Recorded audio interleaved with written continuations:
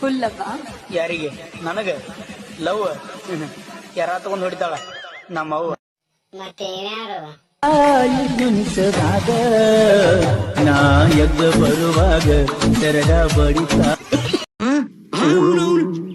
ಇಲ್ಲಿತ್ತು ಅಲ್ಲೇ ಹೋಗ್ತದು. ಇದು ಬರ್ಲೇ ನೋಡಿಲ್ಲ ಯಾಕ ಬರ್ತಾವ ಮಾಡ್ಬೇಕದು ಒದ್ರ ಬೇಡ ಸೌಂಡ್ ಬರ್ಲ. 3 ವರ್ಷ ಆಗಿದೆ ಮದ್ವೆ ಮಾಡ್ಕೊಂಡು. ಗುಡ್ ನ್ಯೂಸ್ ಏನ ಇಲ್ವಾ? 2 ಮಕ್ಕಳು, 1 7 ತಿಂಗಳದ ಹೆಣ್ಮಗು ಇದೆ, 1 3 ತಿಂಗಳದ ಹೆಣ್ಮಗು ಇದೆ ನನ್ಗೆ. ಇದ್ರ ಮೇಲೆ ಇನ್ನೇನ್ ಗುಡ್ ನ್ಯೂಸ್ ಬೇಕು ನಿಮ್ಗೆ?